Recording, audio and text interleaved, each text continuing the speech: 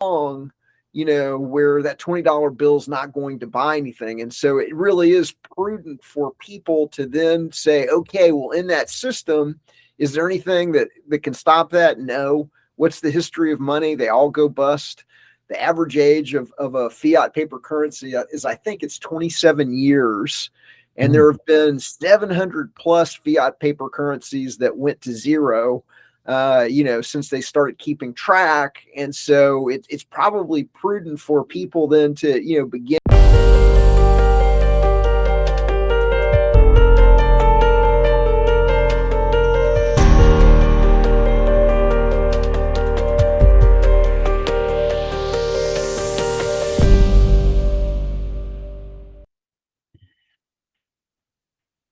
Yeah, I was looking at some like podcasting stuff that supposedly makes the audio better, but we're gonna have to stick with this for now. So yeah, man, thanks for coming on my new gig here. So I'm just getting this thing launched, and I'm trying to build like a network of cool people doing cool stuff. I'm spending my whole life building stuff for other people in the system, and it's not satisfying. It's not fulfilling, and I'm really excited to do something that satisfies my passions. And one thing that's interesting is I've been wanting to make all these like why do this videos for people who, why would I take the effort to do finances out of the system or live out of the system? And I was like, why don't I just talk to Howard, man? Like, they could just read your book, and then they would know why they would want to be, building stuff outside the system. So, yeah. So I guess if you want to give me like a quick little intro, you and I have been friends for almost a decade now, and I'm very familiar with your work. But if you want to, give a quick intro to your work and your new book as well. So I'm the voluntarist author Etienne de la Boutie Squared. I'm the author of a book called Government, the Biggest Scam in History Exposed, where the subtitle is How Intergenerational Organized Crime Runs the Government, the Media, and Academia. And my thesis really is that government is best thought of as a technique for ruling and controlling populations. It's the banks on top. The banks create money out of thin air using a technique called fractional reserve banking. When you go to get a loan, they're not loaning you depositor money. They tickle the ivories. They credit your account with digital dollars, even though that's inflationary, even though that steals the value out of everybody else's money. And we just did an analysis that you can find at artofliberty.org/inflation, where we calculated that the average worker making $60K a year over a 40-year career and a 20 years of retirement is going to lose about $2.7 million in inflation and in some economic mechanisms known as the Cantillon effect and the compound trap, plus the confiscatory taxation of federal, state, and local government. Plus, the government is stealing the value of your retirement. If you're getting Social Security, they're underpaying you because the Bureau of Labor Statistics is lying about what the real inflation rate is. And so that's going to cost you hundreds and hundreds of $1,000s in underpayments of your retirement from what you're owed. And the entire theft is 2.7 for a 60K worker. If you're 120K, it doubles. If you're $250,000, it goes up. And the more you make, the more they're stealing. And that really is what's kind of going on in the country. And that's what we're trying to expose at the Art of Liberty Foundation. And my other book is To See the Cage is to Leave It. 25 techniques the few use to control the many. And then I break down a variety, almost, over 24 unethically manipulative techniques. The government's kind of tricking people into going along with the government. And so the mandatory schools, there's a hidden curriculum in the school system. There's a hidden curriculum in the scouting programs. There's a hidden curriculum in police and military training. The media is making the government the hero. The media is product placing the American flag at moments of high positive emotion. They're tricking the population into self-identifying as Americans instead of free and independent human beings. They're selling government as a religion. They don't call it a religion, but there's dozens of like little tricky, sneaky tricks the government's running on the population. I break that down into See the Cages to Leave It at seethecage.com. And that really is, I guess that's an overview of my work. The Art of Liberty Foundation is my foundation, and we're trying to be a startup public policy organization from a voluntarist standpoint. Voluntarists don't believe in the legitimacy of government, the necessity of government, the desirability of having a government. And we think that everybody would be dramatically wealthier. There'd be way more prosperity in society. There'd be way more harmony, because you don't have to fight at the ballot box for control of the school board. You don't have to fight with your family at Thanksgiving or Christmas. You can go but you could at least give each other hugs and shake hands after. You can fight about other things, but you wouldn't have to. You wouldn't have to fight about which puppet is in the White House. You wouldn't have to argue. Like there would be way more harmony in society, because we wouldn't be fighting at for control of the local school board, which is a real deal, right? Because if you lose control of the school board in California, you may get LGBTQ studies forced on your kid. If you lose in Virginia, you might get critical race. If you lose in Michigan, you might get Islamic studies. And so instead of everybody fighting in a voluntarist world where the government wasn't stealing $2.7 million over the course of a lifetime from like an average 60K a year guy, like the world would be dramatically different. You have more than enough money to pay for whatever kind of education you want. You want Montessori, you get Montessori. You want Waldorf, you get Waldorf. You want vocational education, you get that. Like you could vote every single day instead of voting in these rigged elections on black box voting machines and mail-in ballots and the craziness that we go today. So anyway, that's a good overview, and we can delve in from there. Yeah, that brings me to a point before we get too deep into talking. I wanted to bring up, because this might go out and be presented to all different types of people, right? Coming from different perspectives. So I want to be clear, like, this isn't an attack. Like, if you work in the government, or you work for a school system, or you're a police officer, like, neither myself or Etienne here are saying that we don't like you as a person. It's more to reveal the system. And like he said in his book, he goes over how the brainwashing starts and keeps going from basically the time you're in elementary school. So I think it's very important, because people will fight to protect their way of life and their living and things they've worked for their whole life. But like you said, to see the cage is to leave it. Once you kind of realize, like, oh, a lot of this was propaganda and I've been brainwashed.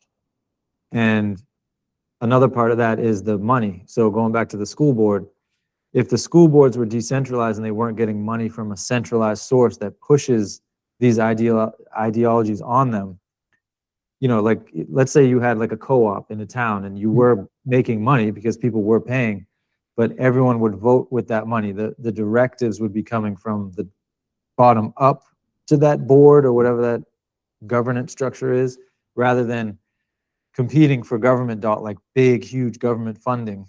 Yeah. And then that is steering it. So I think it's very important for people to have their perspective on that, because people can just hear things and just turn off right away. Like, oh, I'm insulted by this. I want to, kind of echo what you said, because, I know tons of good people that work for the government, and there's like, if you want to work with kids, if that's your passion and everything, like, they're stealing the oxygen from the kind of schools that we would have if they weren't. And so that might be your only opportunity. That might be the only school in town. We're up against $1 trillion propaganda system. And so, the subtitle of my book, Government, the Biggest Scam in History, is how intergenerational organized crime runs the government, the media, and academia. And that $1 trillion system, that's the mandatory government school. Like, if you're able to control the information people receive as children, and then you're able to control every screen because they've bought up and monopolized the media, you're like, that is the most powerful weapon on earth. And they had me hook, line, and sinker, man. I mean, I almost went into the military. I went and I took the AVSBAD test with a friend of mine. We went to a military recruiter. I came that close to becoming a Marine. And so like I, it's not, and I'm not, special. I stand on the shoulder of giants. I didn't figure this out myself. Somebody taught me and explained to me the way the system works. And then what I'm trying to do is I'm standing on the shoulders of giants, of people that figured it out before me, and the economists, the Austrian economists of the free market tradition that helped me understand how you can have everything that government does better, faster, and cheaper through the free market, through co-ops, through mutual aid societies, through nonprofits and genuine charities, where there isn't an inefficient, crooked middleman in Washington, D.C. taking 50% of the charity dollar before it gets distributed. It's your charity dollars go right where they're needed in the community, because the organizations in your community best that are delivering, where the need is, who's truly worthy of it, who's getting the most bang for the buck. And so you're the one that should be making that decision in your community.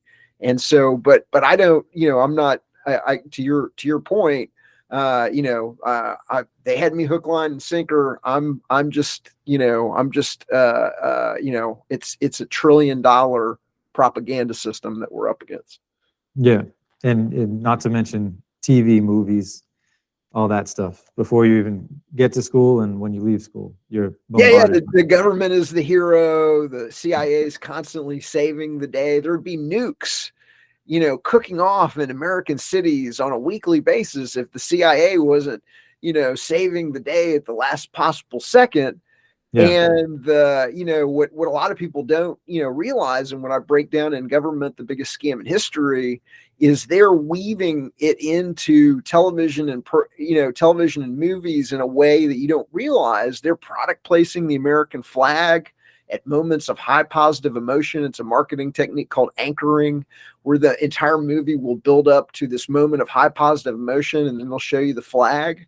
Rocky wins for the United States, and he drapes the flag over himself. My fiance Julie and I watched The Postman, the other day, where the government goes offline and it turns into warlords around the countryside, and then it builds Anarchy. up to anarchy, right? And it builds up to a cavalry charge, and then you got Kevin Costner, and here come the dramatic music, and he's riding on the horse with the American flag, and it's like, it's a trick. Yeah. They're tricking you. They're using these subliminal techniques to give you a warm and fuzzy about the government, which you wouldn't have. And one of the techniques I break down into See the Cages to Leave It is, if you've ever been to, the funeral of a service member or a police officer, and they put the flag and they fold the flag, and then they give the flag to the family members of the deceased. That is a trick to get you to associate the memory of your deceased with the flag. And so there's a lot of these things that are going on. It's also interesting. That's like symbolic, right? Like you traded your loved one's life for the flag. Yeah. And it's typically the policies of the church leadership that led to his death. And then they're going to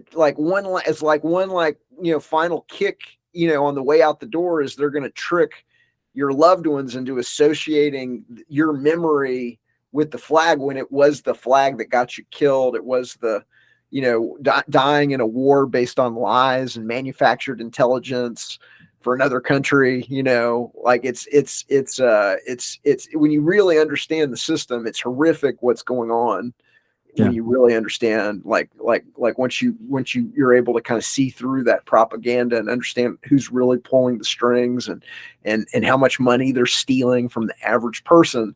It would be, it'd be a way different world if the average person had $2.7 million more over their lifetime than they do now. We'd be in a different, we'd be living in heaven. We'd have flying cars already. It would be nuts. Yeah. Well, I would argue the dollar amount, to go a little deeper, is not as important, just because the money system itself is kind of made as a vacuum and what things are worth. But to your point, like human productivity, absent barriers and I don't know what other way to put it, but absent being herded into a funnel, left to be creative, would come up with ways, regardless of like what the medium of exchange, being money, dollars, gold, silver, tally sticks, whatever the case may be. Yeah. But yes, I agree with you fundamentally. I want to stay on this point just for a little bit though. Like right now, I think that's why it's so hard for people. Any one of these items can like trigger someone and they're like, I don't want to look at it. But I think right now, and the reason I want to start this collective of people who are doing solutions, is because people are waking up, and whatever it was that triggered them, we had the whole 2020 scamdemic, whatever you want to call it, that whatever that was, that woke a lot of people up because they couldn't go see their grandparents, or they had to 6 foot distance from people they work with. It just, none of it made any sense. A lot of people woke up from that. But like nowadays, I just feel like, especially the younger generations, they question everything. And there's so much information online, even on platforms like TikTok. There's so many people, truth telling. Obviously, they're poisoning it with fake stuff and trying to poison that well. But I just think the average, mindset, the window has shifted where people are just questioning all these policies. I agree without a doubt. And it's funny because I don't know if you've heard the saying, 2020 was the year of seeing clearly, and a lot of people realized that the government was lying to them, and then a lot of people realized that the government was waging a kind of economic warfare. The lockdowns were, they don't, the government doesn't like you. The government's not there to help you. The government is stealing 2.7 million of your money through this crooked banking system and monetary system. And they don't want people waking up. They don't want people having, independent wealth. They don't want you getting an inheritance from your parents or your grandparents where you may be able to live independently. They want you, the banks are providing, certain companies, unlimited capital to buy up and consolidate and monopolize their own industries. And the money that they're providing, they want you working for that corporation where they can push down a COVID policy. They can push down a vaccine passport. They can force you to get take a experimental vaccine that leads to myocarditis and fertility issues and a whole, like almost everybody knows somebody that got hurt by that shot. And so, more and more people, as they wake up, how do, the government wants to control those people. And so they're like, I think a lot of this war is economic warfare. They're trying to bankrupt the middle class. They're driving up the oil prices. They're fighting a war that we don't need to be in. That's really, if you say who's really getting harmed, yeah, the Iranians are getting harmed, but we're getting harmed. We're paying the price for that. It's been estimated it'll be $200 billion. We're going to war for a foreign country, and the American people are the ones that are hurting in many cases the worst. Like, we're bearing the overwhelming cost of this conflict is coming out of our pockets in either devalued dollars or straight up tax dollars. In the analysis that we did, that 60K guy, he's going to pay $800,000 over the course of his lifetime in federal, state, and local taxes, including, his portion of the payroll tax and his employer's portion of the payroll tax, which he would have got his wages anyway, And so, in the case of the inflation and the Cantillon effect and the compound trap and the Social Security underpayment, that's all just, you don't see anything of that. That's just stolen out of your pocket as if they reached their hand into the pocket and stole it. With the taxes, you get something, but we break it down in this report. You're paying, uh, 30 to 50% more than you would have paid if it wasn't a monopoly provider. And there's a ridiculous amount of waste, fraud, and abuse. You're paying, hundreds of thousands of dollars in just waste, fraud, and abuse through that system, because it's so easily hijacked by, organized crime and no bid contracts and weapon systems that we don't need to fight wars we don't need to be in, and all kinds of shenanigans that are going on in Washington D.C. It's a incredible amount of money that it's costing the average person. And I don't think that it shocked me when we did it, and we got 4 different AI models to agree essentially on how much it's costing the average person. Try and get 4 AI models to agree on anything. And you can replicate it. You can go to, you can go ask, you can give this report to any, AI system you want and say, is this legitimate? We're using the government's own numbers. We're using the, Bureau of Labor Statistics, money rate. We're using Federal Reserve H6 monetary, system data to calculate, how much purchasing power has been lost since 1913. We're using like, this isn't just their official data. Yeah, I'm just not making up numbers out of thin air. We're using official data. We're using real economics to calculate this in a way that is replicable and that you can test with different AI systems, and they're going to tell you the exact same thing. Well, hopefully that alone will wake some, and a lot of people getting hit in the pocket with expenses of things just skyrocketing, cost of living. So, hopefully that wakes people up. I think one blessing of the whole scamdemic was that a lot of people woke up that otherwise wouldn't have. So you got to look at that side of it too. You had mentioned in the beginning, like how money works, the hypothecation of the fiat currency system. Have you read Modern Money Mechanics, the Federal Reserve document? I have not. What am I reading right now? I'm reading another book on the Fed right now. Modern Money Mechanics is a publication from the Chicago Fed, and it actually shows you exactly how they hypothecate funds into the system. Like when you sign on the dotted line, that then becomes a deposit, and then they enter those digits into the system. It's not like they're loaning, and it all goes up through the Treasury system, through the Federal Reserve. So the issue with the system is it's all rigged, and it also, they have to dump these they have to print these like billion-dollar wars to basically burn the money, because if the engine doesn't keep going, it doesn't, like if the minute you stop fueling that system and the interest, it collapses. And we're obviously at, well, some people would say we're beyond the end. A lot of people thought like all the way back to 2008, after the housing crash, it was going to collapse, but they've managed to prop it up. But that's one of the reasons why I think, so 2 things. One, I think the time is now. I think we would all agree, the time is now to kind of exit and build kind of along the lines of like Derek Bros and John Bush, like the stuff that they're doing.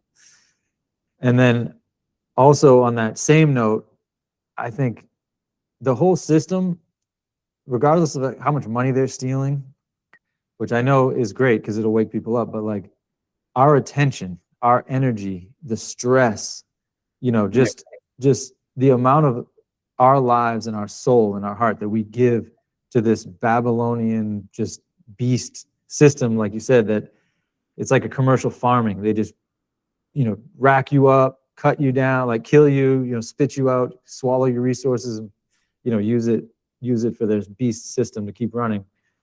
I think the people need to understand, by networking together, like all those resources, all our efforts, all our attention can have real profound, you can do amazing stuff with not that many people, like 1,000 people pulled their money together, bought a township, I mean, you'd be good. Like you could have farming, you could have means of production with the way there's like CNC machines, robotics technology.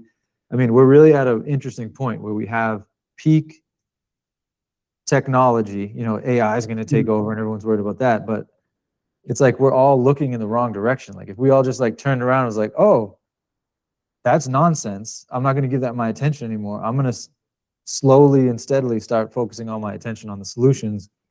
And that's where like you say to see the cage is to leave it. And I'm kind of like, all right, for everyone leaving the cage, you know, where do you now that you're out and about and you're free and you're not paying attention to that anymore, like what are the things that we do from there? And I know you had mentioned a couple like mutual aid societies, things of that nature, but just because you have such a broad base, as do I, which is why I'm interested in all aspects: health, wealth, finances, commerce, law, governance, you know, how would it work in a community? You know, what are some of your thoughts on solutions or things that exist right now once people exit the Well, system? and I don't want to scare people, and I know you don't want to scare people, but you know, the dollar has lost somewhere between 97 and 98% of its purchasing power since 1913. And that's Bureau of Labor, that's the Bureau of Labor Statistics inflation calculator. Yeah, Like that's a quote unquote official, you know, number. And so there's not much more value it can lose before it goes to anything. And, you know, a gold coin in the year zero would buy a finely made man's toga, a belt, and a finely made pair of sandals. And in kind of 1912, it would buy a finely tailored man's suit, and it would buy a pair of shoes and a belt and a hat. Okay. And so if you had and back in, you know, 1912, that $20 gold piece, that 1 ounce St. Gaudens gold piece, okay, you know, the bill was a warehouse receipt for that. And you could, you know, they had paper money, but you could go to a bank and you could put it on in the teller's window, and you could say, I want a gold piece for that. And she'd give you a gold piece because that was kind of, you know, the honest money that we're comparing this crooked monetary system to today. And you couldn't print that gold on a printing press, and you couldn't print that, you know, you couldn't create digital gold, you know, like banks create digital money. And so that really, you know, that honesty of the money system, you know, people thrived, and you could buy more and more and more.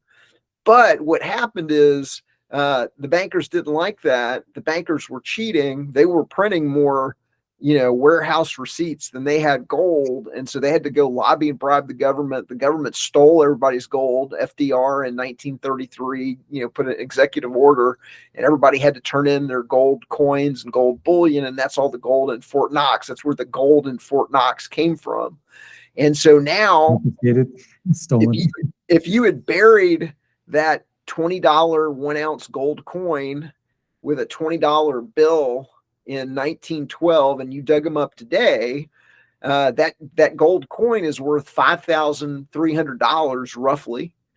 And you can still buy a man's suit, a finely tailored man's suit, and a great belt and a great pair of shoes for $5,300. That $20 bill is not going to buy anything. And so we're not too far along, you know, where that $20 bill is not going to buy anything. And so it really is prudent for people to then say, okay, well, in that system, is there anything that can stop that? No. What's the history of money? They all go bust. The average age of a fiat paper currency is, I think it's 27 years. And there have been 700 plus fiat paper currencies that went to zero, you know, since they started keeping track. And so it's probably prudent for people then to, you know, begin having some kind of plan. And so what are some of the things that people, you know, could do? They could diversify some of their dollar-based assets out of dollars, out of U.S. dollars. You could buy gold. You could buy gold bullion. You can buy gold bullion coins. You can buy small, you know, 1/4 ounce tenth of an ounce, gold bullion coins of a recognizable hallmark like the U.S. Mint or the Canadian Mint or the Krugerrand or you could buy gold backs. So now they have, I think I have some here somewhere. While you're looking for that too, what I recommend people do is just what's called dollar cost averaging. Mm-hmm. And the gold backs guys, you can do it with them where you just, on a monthly basis, you set an amount like $200 a month, and you just it comes, automatically you buy it. Yeah, I'll grab a screenshot and put it on in editing. Yeah, so that's a gold back. That's flexible, spendable gold. Yeah, gold backs are awesome, by the way. And this one is 1/2000th of an ounce. They have some that are 1/1000th of an ounce. They have some that are 1/50th of an ounce, and they're a little bit bigger and a little bit thicker, and they've got more gold. But in certain states, there's hundreds, or in some states, thousands of merchants that are willing to take gold backs. And so now you've got an asset. You've removed some of your rapidly depreciating dollars into these, gold backs that are going up in value. I've been selling my books for gold backs since for about 5 years. It used to be $3.30, $3.50 for a gold back. That same 1/1000th of an ounce gold back is now $10. Yep. And so if you had bought that at $3.50, it would now be worth $10. And so you're getting some of you're getting, you're not all 100% dollar denominated. The ability to grow your own food, growing your own food, I like to say, is like printing your own money. Yep. Okay. So there's 1,000 tomatoes in one tomato. There's 1,000 tomatoes in one tomato, and those are the kind of things that people need to be, is getting yourself food independent, getting your community food independent, participate in a community garden, start a community garden, use cash. One of the easiest, one of my favorite, pieces of advice to people is just to use cash, because the bankers know that the dollar is long in a foot. And so they're already getting the next scam ready, which is a central bank digital currency or some kind of programmable money. It may be a stable coin. It may be, but they want the ability to turn off people's ability to buy and sell. They want the ability to time box money so that you have to spend it, so you can't save it. It may lose its value after a certain amount of time. They want the ability to geofence money to where you might not be able to spend that money outside of your 15-minute city. You might not be able to go to Washington, D.C. to protest. The Canadians got a taste of that during the COVID when they shut down the truckers' bank accounts. Yep. So you got to understand, the government is not your friend. The government are thieves that have been stealing your pocket, and now everybody's starting to figure out. And so now the thieves that are stealing your pocket, now they've got a goon force on the streets, under the guise of immigration. But the fact that they're bringing in a goon force, is very, very troubling, because historically, when the money collapses, the government tries to stay in power with a goon force. And so if you're paying in cash, number one, you're starving the banks of 1.5 to 3%. They're not getting the fee you would have paid. The merchant, especially if it's a local merchant or a mom and pop or whatever, they get an additional 1.5 to 3%. The merchant, especially if it's a mom and pop, now they can keep some of that money under the table. They don't have to, give it to the lying, thieving, stealing government. And it keeps that money in the community where it goes further. And there's a whole bunch of benefits and how physical dollars circulate in the community, versus typically if it's an electronic transaction, it's gone and it's headed to Silicon Valley or, New York or someplace like that. You want to buy at farmers markets. You want to know your farmer, and you want to have some place where you can go buy food if the dollar collapses, where the farmer knows you, and as you already know, he's willing to take fractional silver. Junk silver is known. So you remember, so the government stole everybody's gold in 1933. Well, in 1965, they stole everybody's silver. And so everything that all the coins that were minted before 1965 are 90% silver. So the dimes and the quarters and the half dollars and the silver dollars, if it was before 1965, those are 90% silver coins. And all the guys at the farmers market and everybody, they all know that that's 90% silver, and everybody recognizes the hallmark of a Liberty, dime. Those Liberty dimes are $10. So a dime's worth of silver is now, $10, because the value of the dollar continues to drop in relation to the other monetary metals like silver, like gold. It's not that gold and silver are going up in value. It's that the value, it takes more rapidly depreciating US paper dollars to buy the same amount of gold and silver as it did a couple of years ago. And so you want to be diversified into, fractional silver, junk silver, little tiny, bullion coins that are a quarter of an ounce, tenth of an ounce, because it's going to be hard for you to spend a 1 ounce gold Krugerrand. So you're going to want to have smaller, denominations. You don't want to have just, silver, 1 ounce silver coins. You want to have, 1/10 ounce, what's known as fractional silver, barter silver. You want to have that relationship with your farmer. You want to be growing a certain amount of your own food. You want to take a look into cryptocurrencies. You don't want the government. You still want to be able to use electronic money, but you don't want the government to be able to reach in and turn off your bank account. So having some kind of diversification into cryptos is going to be good. Whether that's, I've mixed feelings about Bitcoin. I think Bitcoin is the coin that the government's trying to get people into so they can track them and trace them. But right now, as far as I know, they can't turn off your ability to send money with Bitcoin. And so that is attractive to be able to so for, gold and silver are good in the sense that you can bury it and nobody knows you have it or whatever, but you still got to be able to send money to people around the world at the speed of light. So cryptos, are able to do that. On the cryptocurrency, real quick, are you aware of any cryptocurrency platforms that are kind of like based around community, like a CSA, where it's a community or a network of people and they have their own currency and they can trade? I think I heard some rumblings of some networks that are out there, similar to like a CSA share. You just have this currency and you can trade it amongst, so like that's a one of my future projects. Yeah. And that's one of the things I'm interested in ultimately learning more about is how do you create, because it's one thing if you have money, but you want you want to, the community needs to be able to take care of people that didn't understand, didn't see this coming. And so you need to have, something like time banking or, Ithaca hours or some kind of community service where people can, give their labor and can get, can chip into what would be a disaster situation if the dollar collapsed.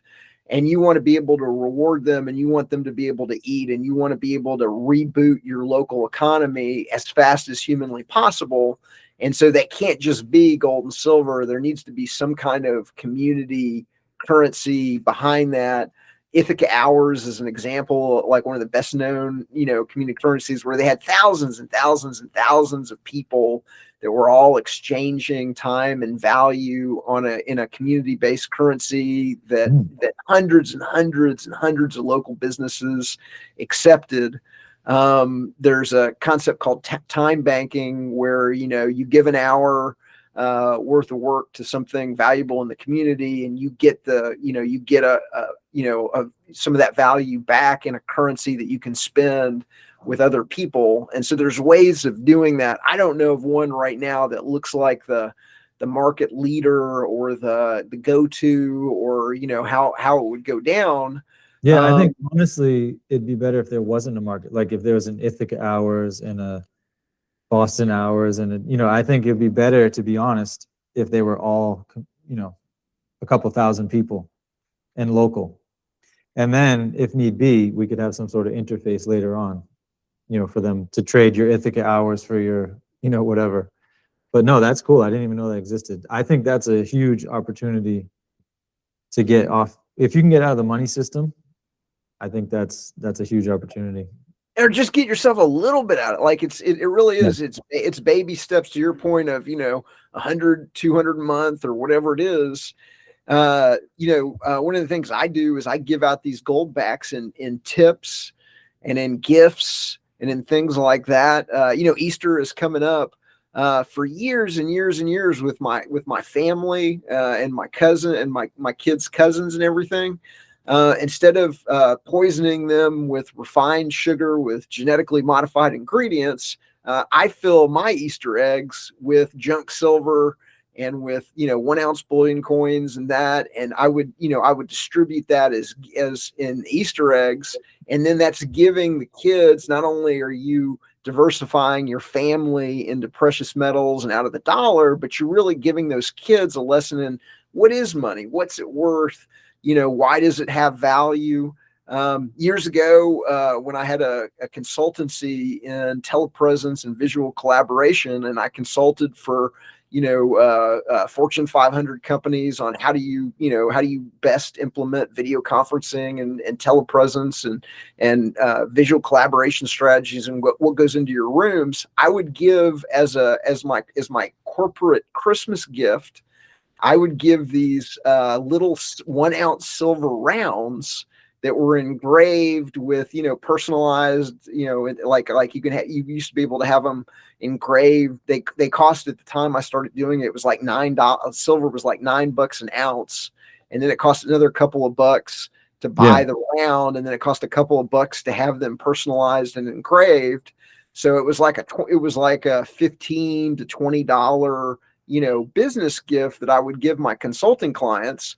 Well, now that silver is worth 70, 80, dollars. And when's the last time anybody gave you a business gift that appreciated 8x, And so it was like a way of my consulting clients, both, diversifying many of my clients who were my friends, I got to know and became friends and everything like that, diversifying them. And now they're, now that silver's gone up to $80 an ounce, they're like, hey, it's still on their tree, right? So it's like a Christmas ornament. And so, at Christmas time, they take it out and they hopefully they remember, oh, wow, that guy knew something was going to happen. And that's why he gave me this thing that's now worth, $100, cause even though silver is now $70, $80 an ounce, that's the price that you pay. If you like the price you see in the Wall Street Journal and you see on CNBC, that's the price if you buy 1,000 ounce bar in New York City. Right. Cost of actually going out and getting it is around $100 an ounce. And that's something else that you should do, is you should go down to your local coin shop and your coin dealer, and you should don't just buy it online. Go and have a relationship with a bullion dealer and understand that in every city in the world, there is a coin store and a gold dealer or whatever. And he's got a stack of $100 bills, and he spent all day long. He's either buying or selling gold or silver. And you should understand what it's like to go and buy it and how to buy it, and understand that you're going to pay a couple of bucks over what's called spot. Yep. And you're going to pay even more. You're going to pay a premium to have a silver bullion coin from the U.S. Mint, because everybody understands that that's a silver, that's the U.S. Mint, and that they recognize the hallmark of that coin, and they know that there's purity, purity and the weight and everything's going to be fine. And you're going to pay a premium, but you're going to get that premium back. Whereas in an emergency situation, they may not take a no-name silver round, from, a bull, even though you could go get that for way cheaper than you could get the 1 ounce silver coin. You need to understand the basics of what the precious metal market is. And you need to understand you're going to pay a couple of points when you sell it, on what Yep. spot is and how to calculate that, and just really understand the basics of that market. And believe me, They might be your new banker. they might be your new banker down the line. So go and meet your local coin dealer and establish a relationship with somebody that can provide you money and somebody that can provide you food. And, Yeah, you could probably trade security services for some gold, and you can go trade the gold for some food. Yeah, no, that's a good idea. So these are all like just kind of like little suggestions. But the final one I would say is you need to find others. Yeah. And so having a group of people that are thinking the same way, that in an emergency situation can all work together, where somebody that has is a nurse, or somebody that is a doctor, or somebody that can fix cars, and like y'all are in a group ahead of time where you're ready to cooperate and work together and help each other, and everybody's bringing something to the table that can be beneficial. And y'all and until that day comes, y'all can have fun, and y'all can have get-togethers, and y'all can have cookouts, and y'all can have you can have the friendship and fellowship of enlightened people that are thinking about the real problems of the time, not children's sports played by adults. Nice. Yeah, no, I agree with that 100%. And I think community is huge, because just having community in and of itself, you could kind of band together and survive. That one of the first projects, so that's one of the first projects that made me like activate this idea fully, is the off-grid community. Mm-hmm. So my first one is a commercially viable that just an investment that investors would invest in. Mm-hmm. And it's just your typical suburban cul-de-sac, but it's gated, it has private security, Mm-hmm. it has all the food production grown in-house in a redundant fashion, so on each person's property, plus in the communal property. Mm-hmm. So it has all the food, it has all the rainwater collected, and it generates all the power and energy necessary. So it's just a residential development. When people look at the investment deck, it's mostly what they're used to. It just happens to have these layers and stacks built in. And then when people go to buy it, they're not in a community. They're not going there like to be in a community. They're just buying a house and like, oh, by the way, it's sustainable and all the buzzwords. So that was that's the goal. That is the gold standard. Okay. So yeah, like that really, like that is what every, like every prepper or survivalist's dream is to have some place that they can go where they both have community, and they have the ability to get agriculturally self-sufficient, and they have the ability to defend it. And that's really, like that's really what you need. There's a book called Patriots.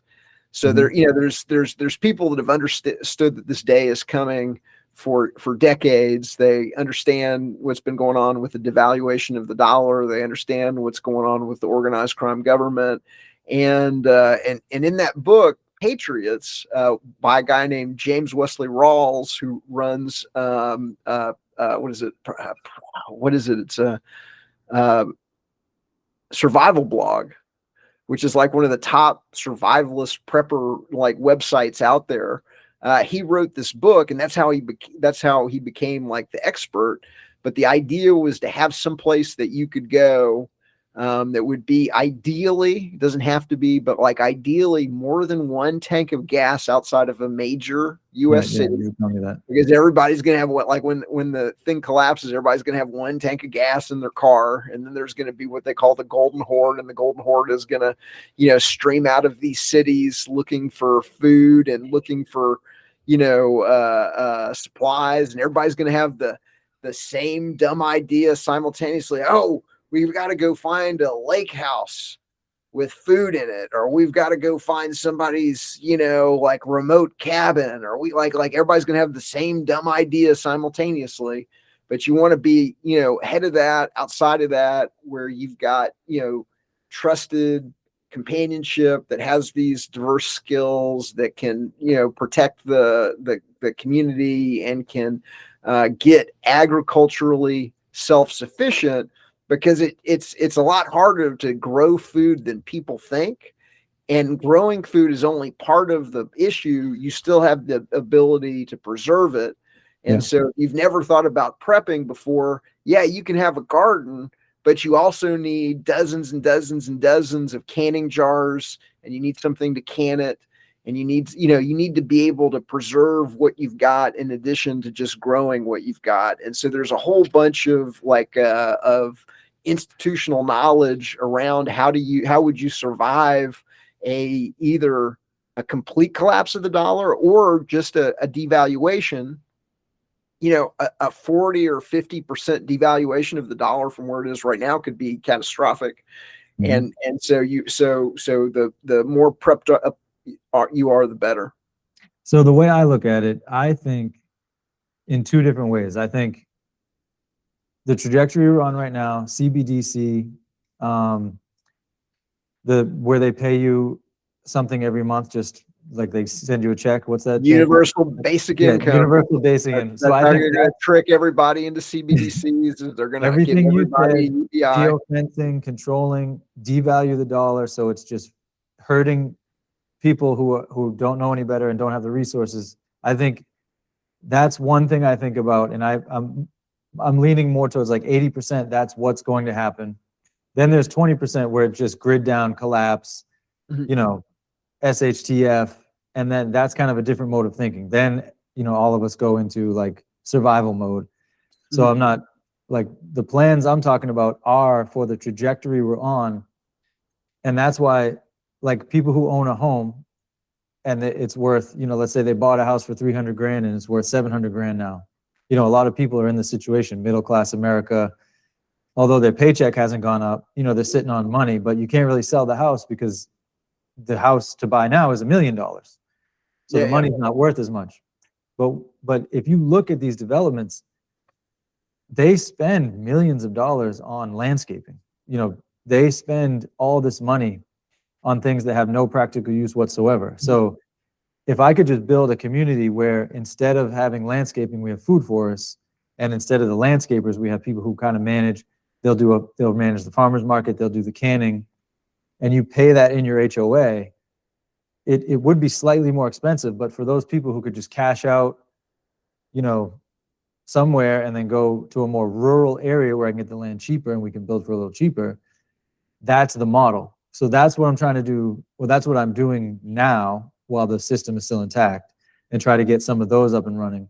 And then there's also a smaller model, which is more just crowdfunded, where 10 or 12 people get together, more along the lines of what you're saying, where it's more self-sufficient. Mhm. And you would have tiers where maybe someone who doesn't have the money, but they have the working, like they're willing to work the farm and stuff like that. That's a different model, which is more, you know, more for like-minded people, like intentional communities. But it's the same thing. It's going to cost a certain amount of money. It's going to have certain things baked in, like food forests, water collection, solar, different power generation, and it's gonna be like, we need to raise this much money. You're gonna have to pay this much, depending on how much of a house you want or how much land you want. So those are the two models that I have prepared right now, and I'm basically going to start launching them and crowdfunding the one, and the other one we're going to go to like the basic market. We're going to buy the land, go to get loans, and raise capital like a traditional development.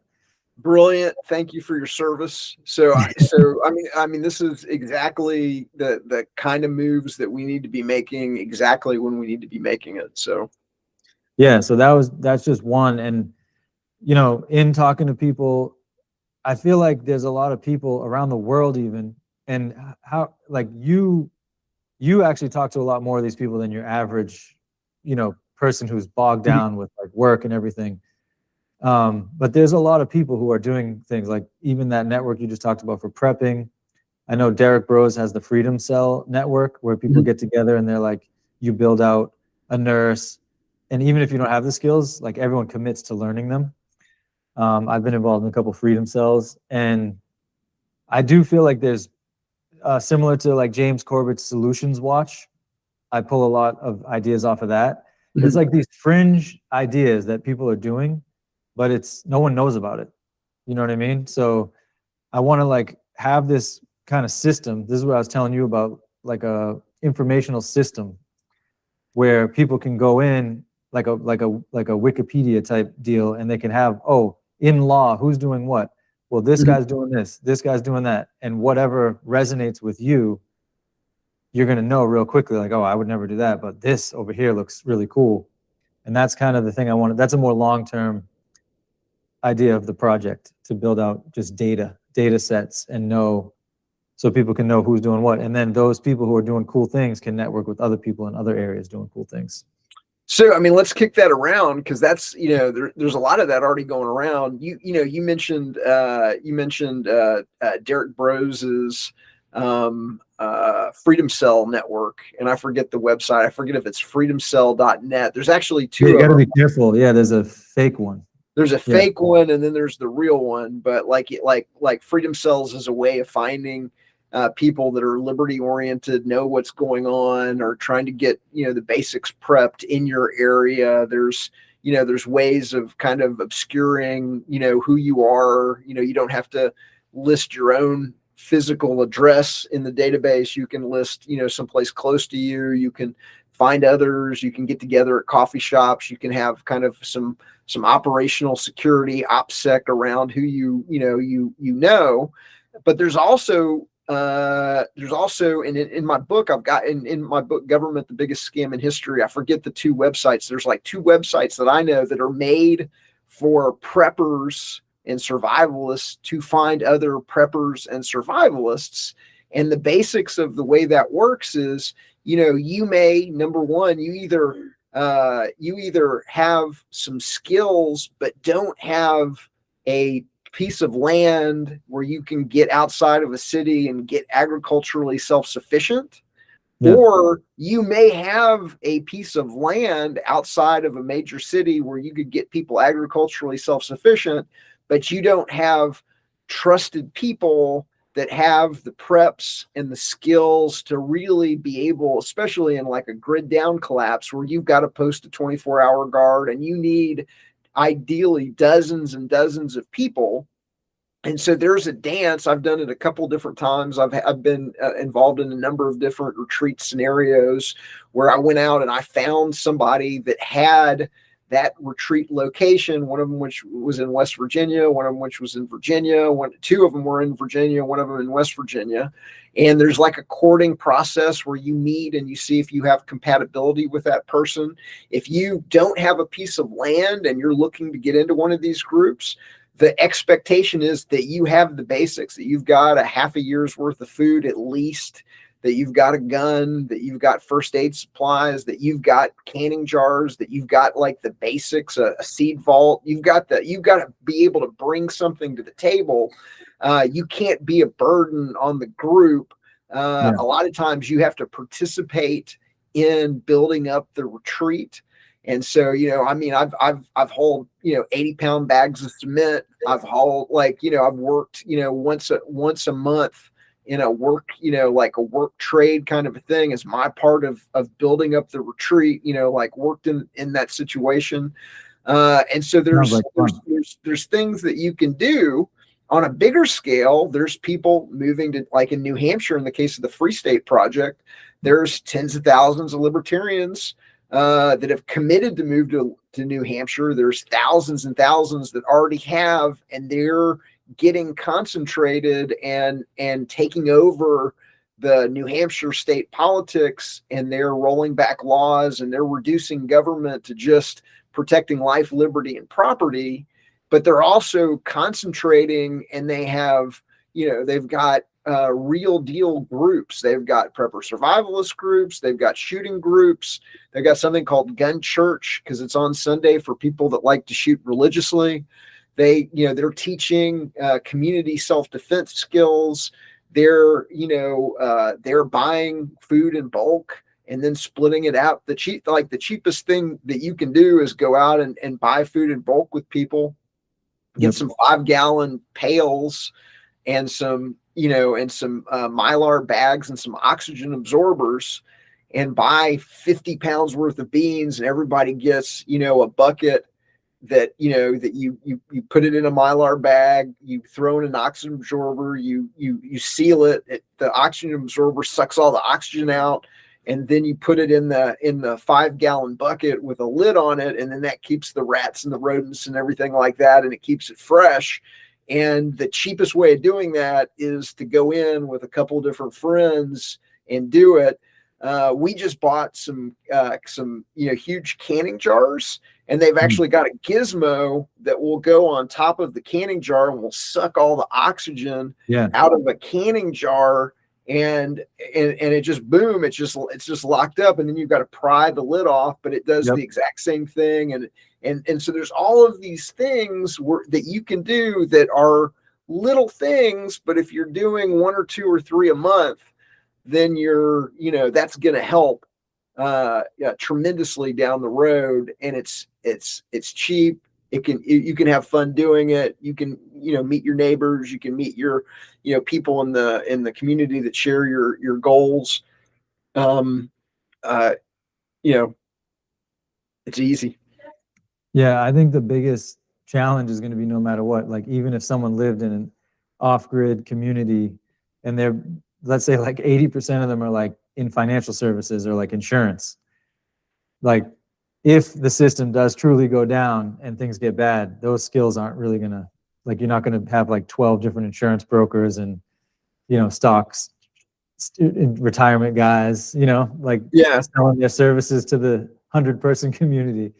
So, well, the idea that you're just talking about, having a community centered around a farmer, where the community is supporting a farmer, and then the farmer has a kind of community service, a CSA, embedded in the community, is brilliant, because it really is like I went and I taught myself gardening, for an emergency situation. And I to this day, I'm amazed at how much you have to know just to raise tomatoes and cucumbers and things like that. Like half of it is creating the soil. Like if you don't know how to build soil, if you don't know how to run a worm farm, if you don't know how to, buy manure once a year and create protect from rodents and insects, you can grow it all and it gets taken out. Yeah, if you can have fruit trees, but if you don't have nets for your fruit trees, then the bugs are going to eat your fruit tree. It's like there's so many pieces of information that you need in a serious situation like that. You've either got to to be able to have one farmer that could come in and kind of lead that effort. That's brilliant. It's absolutely brilliant. Well, I truly believe too, like just humanity in general, the way we're wired is so outside of where we're at. Like you talk about like building codes, right? Building codes are getting more green and efficient, and they're pushing for environmental protection. But if you talk about sustainability, it really would be every building has what it needs to sustain the occupants of the building from like a real true perspective.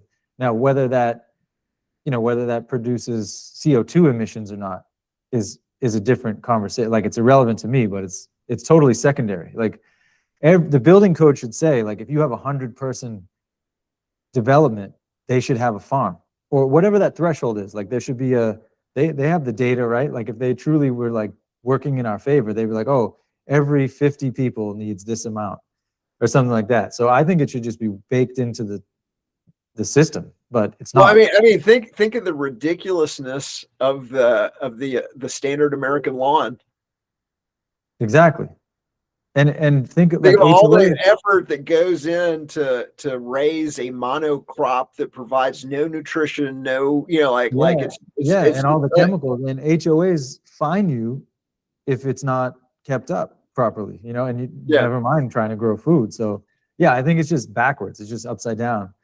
And I'm a builder, so obviously that's my first kind of move. But I think every aspect of life, like doctors, like we didn't get into the whole like the health system much, but traditional doctors, and what you were saying about teachers, people are called to heal, people are called to help, people are called to be with children, and they're all like exiting the system. Like there's all kinds of things happening. Like homeschool blew up after 2020. So a lot of people who were teachers realized like, oh, I can get 5 or 6 families to pay me more money than I was making on salary at the school. And I don't have to deal with any of the bureaucratic crap and them telling me how to teach and how to help kids learn. So those are the things that I'm just really excited about, and I'm encouraged. And I really want to like, I know it's important to focus on the system and how bad it is, just to know kind of what's coming. But I want like the people who've already kind of like accepted the reality, have seen the cage. I want all of us to get together and start building the systems now for like communal doctors. And a lot of it's like when you said mutual aid societies, a lot of this stuff existed in the past. It's how everything was back in the day. Like there was charity, there were trades, guilds, where there were apprenticeship programs, food was local. So part of it is getting back to the basics. And then the other part is using the technology at our fingertips to make it more, accessible and easy. So yeah, I'm excited about it. And I appreciate you coming on. Like I said, this is going to be like part of my why. Why would you want to build these systems? Most of the people I talk to are already kind of like-minded.